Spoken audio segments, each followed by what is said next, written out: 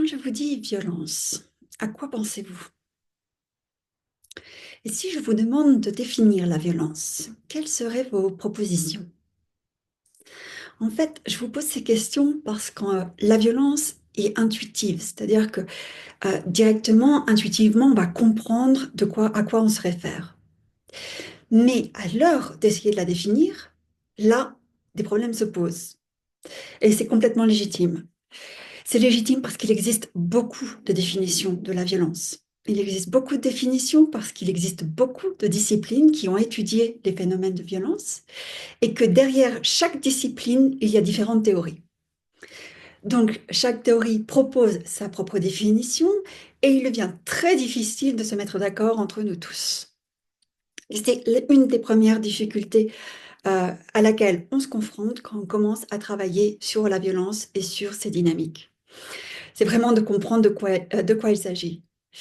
Donc, les différentes disciplines qui ont étudié la violence partent de la criminologie, la santé publique, les infrastructures, le développement urbain, mais aussi l'anthropologie, la sociologie, les politiques publiques, notamment les politiques publiques de développement, etc.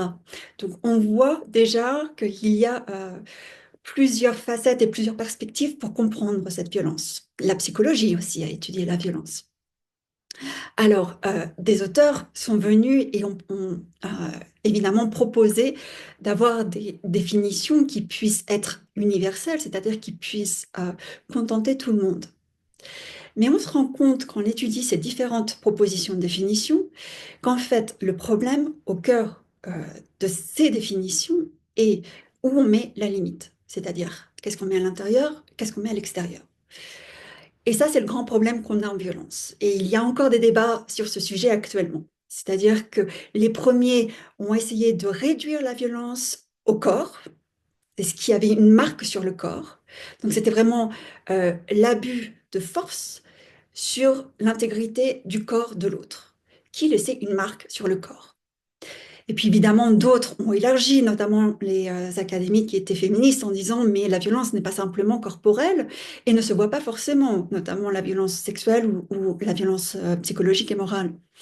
Et donc, ils ont élargi au concept de légitimité, l'usage de la force légitime ou non légitime, et ont introduit peu à peu le concept de pouvoir.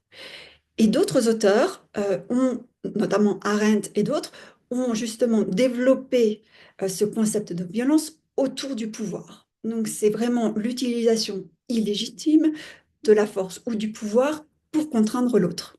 Donc il y a toujours une question de hiérarchie. Il n'y a pas de violence quand on a deux égaux, c'est vraiment l'abus du pouvoir ou l'abus de la force sur quelqu'un d'autre. Je vais vous passer toutes les diverses ramifications qu'on peut concevoir en prévention de violence, qui sont allées jusqu'à la violence symbolique, la violence culturelle et la violence structurelle, notamment avec Galtung et avec Bourdieu. On pourra y revenir si ça vous intéresse. Mais il y a à peu près un peu plus de 20 ans maintenant, la majorité des spécialistes, notamment ceux qui travaillent en politique de développement et en politique publique en général, s'accordent pour endorser, pour prendre la définition qui a été promue par le premier rapport mondial sur la violence et la santé, euh, écrit par l'Organisation mondiale de la santé en 2002. Et donc, cette définition est assez compréhensive puisqu'elle parle de violence physique, mais aussi de violence non visible. Elle parle de violence actée comme de menace. Donc, c'est pas forcément acté. Elle parle de maltraitance aux enfants, mais en même temps, elle laisse des frontières, des limites assez claires également.